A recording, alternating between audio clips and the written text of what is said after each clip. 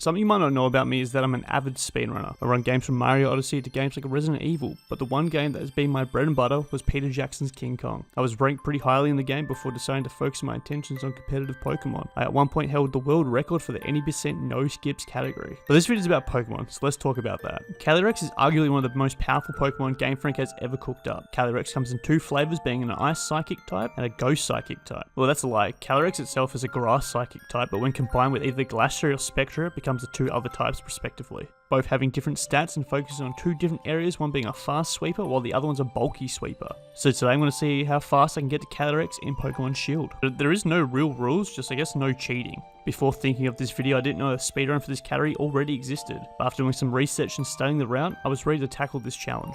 But before we start the run, don't forget to like and subscribe. I'm so close to 400 subscribers, which might not seem like a big goal to some people, but it's a pretty big one for me.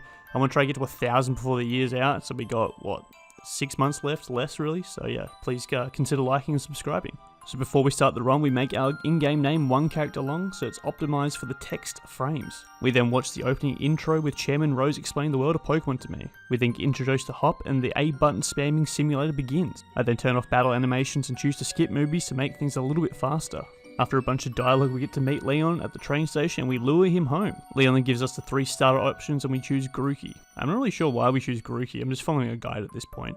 I give him the nickname 1 and we battle Hop. We destroy Hop but get a critical hit on the Sobble, which gives us an extra text dialogue. We then chase Wooloo into some forest and encounter our box art legendary. After all that, we let our mum know we're off on an adventure. I'm not going to bore you with the next part. If you've played Sword and Shield, it's legit just the beginning of the game. We see the Pokemon Center, we meet the professor and her granddaughter who has weird sexual chemistry with Leon. We battle a few kids, we battle Hop again. We get endorsed to do the gym challenge, we get the Dynamax band. Sonia lets us access our PC from our pocket, like all real simple stuff honestly. But where it gets interesting is once we get the pocket PC, we head back into the train station and go back to Wedgehurst. We then get access to the Crown Tundra DLC. But first we gotta meet Avery and catch a Slowpoke. I throw 3 balls at Slowpoke, luckily catching it. I don't know if you need to catch the Slowpoke, but I did it anyway. We finally get to head off to the Crown Tundra and we get to meet Peony? Peony? I don't know how to pronounce this dude's name. He sweeps us easily and then we get to head off to Dynamax Adventures. I really messed this part up. I choose Poliwrath and just keep fighting ground or fire types, which the NPCs then get access to, giving me the hardest time against the boss Suicune. I wish Scarlet and Violet did something like this. This was like super fun, and getting access to all the shiny legendaries was like a fun grind. I've seen a lot of people make videos and stuff on it, and yeah, I wish they did that. Anyways, after having the worst possible team against Suicune, I decided to swap my Poliwrath for a Weezing and get rolled and have to reset.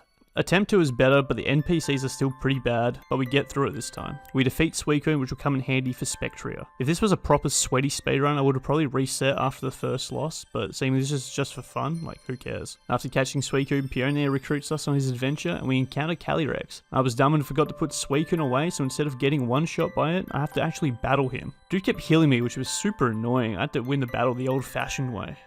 You know, actually win. We finally beat him and he takes control of Peony and starts spitting story at us. We listen but don't care, and now we have to find the mayor. On the way to the mayor, I accidentally encounter a Nidoran and get sent back to the town when I lose. I finally locate the mayor and tell him to hurry home. I'm not reading any of the dialogues, I actually don't know what's happening. Anyways, we read some books like a nerd and report back to Calyrex. He tells us we gotta plant a carrot and off we go. So I plant said carrot in the graveyard while Calyrex decides he's gonna do a little dance.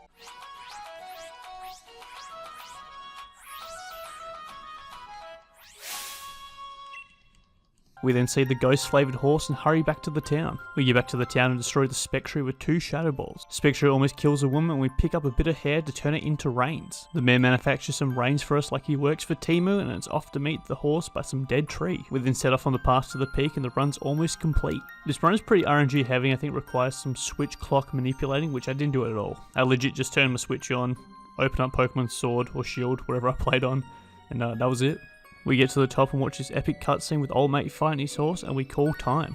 My time was 1 hour and 50 minutes, which is like 40 minutes slower than the world record, so like nothing special. And unfortunately you can't actually battle the Calyrex or catch it until you become the champion of the region, but nothing's stopping you from coming here, catching a bunch of powerful Pokemon and then sweeping all the gyms. And that's it for this video. If you like this video, consider subscribing. I'm going to post the full run the same time this one comes out, so please check that one out. It's about 2 hours long, so... and obviously I've got commentary and cam and all that sort of stuff, and one of my cats is on heat, so she'll be screaming in the background so you know she's there. So yeah, thank you all for watching, and I will see you next time. Peace.